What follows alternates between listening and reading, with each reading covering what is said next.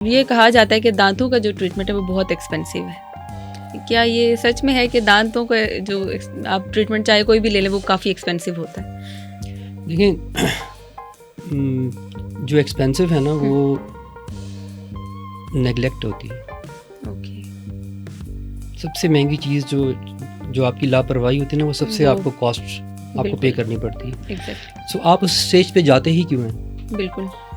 For example आपने एक procedure है, इसको कहते हैं स्केलिंग दांतों की सफाई का। जी। 6 मंथ या 1 ईयर के बाद रिकमेंडेड है। 6 मंथ में आप चेकअप करवाएं, फिर उसके बाद 1 ईयर के बाद अगर रिकमेंडेड है तो आप स्केलिंग करवा लें। जी। उसकी कॉस्ट बिल्कुल नॉमिनल सी है। How much? जो भी है, यानी for example varies from starting from different clinics to okay, हमारे डिपेंड जो करता है कि चार्जेस हैं, क्लिनिक्स क्या है। यानी हमारे 8 to 10,000 है हमारे चार्जेस ओके। सिंपल या डीप के लिए। अब वो प्रोसीजर जो है उस जब हम करते हैं पहले चेकअप करते हैं पेशेंट का और उसके बाद उसको बता देते हैं कि आपके ये प्रॉब्लम्स होने वाले हैं। ओके।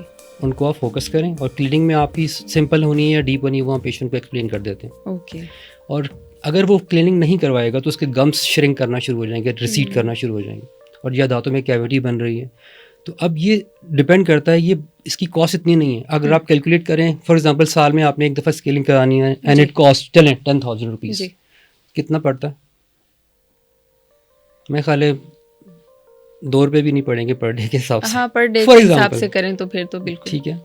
तो कहने का ये मतलब है कि आपने ये काम करना है या आपने सफ़र करना है।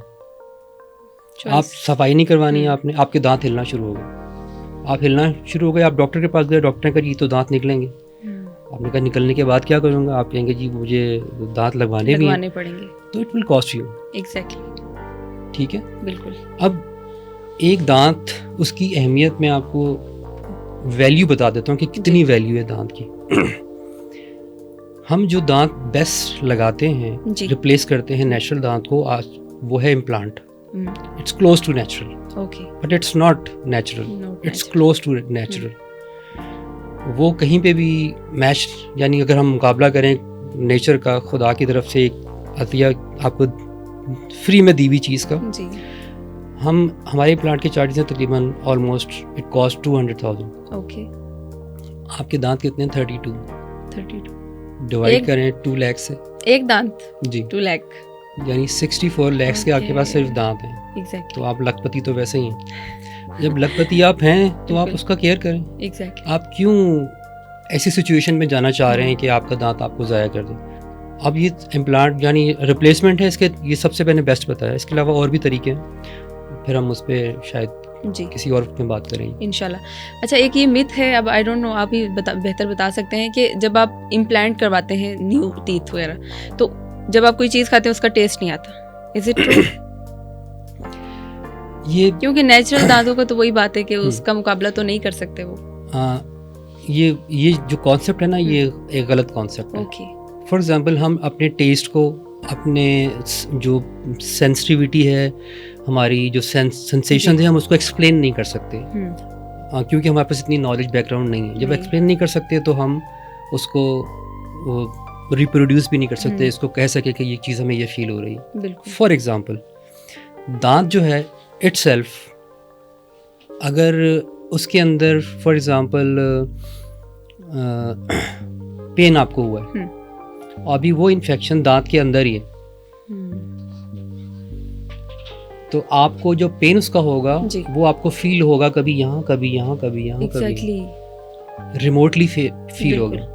क्यों? इसलिए कि आपके दांत के अंदर लोकेशन बताने वाले रिसेप्टर नहीं है। बिल्कुल। Once infection is outside from the tooth, वो गम में आ जाए, देन यू फील कि हाँ इस दांत में मुझे पेन हो रहा है। क्योंकि सराउंडिंग के अंदर वो रिसेप्टर मौजूद हैं। और जहाँ पे आपने बात की कि टेस्ट नहीं आता, टेस्ट जो है वो रिलेट करता है टेस्ट बड्स टंग के साथ, टेस्ट बड्स के साथ। दांत के साथ टेस्ट का कोई ताल्लुक नहीं होता। बिल्कुल ठीक है। मैंने कहीं नहीं पढ़ा जी। अगर कहीं आपके पास कोई नॉलेज है तो मुझे बताएं, ताकि मैंने आपसे पहले ही कह दिया कि मैंने मिथ है ये या वो आप ही बेहतर बता सकते हैं, लेकिन मुझे ये सुना था मैंने। इस तरह के जो पेशेंट आते हैं जो मुझे मिथ बताते हैं, तो मैं उनसे कहता हूँ कि मेरी नॉलेज में आप इजाफा करें, तो मुझे कोई लिटरेचर ला कर दे ताकि मैं पढ़ लूँ।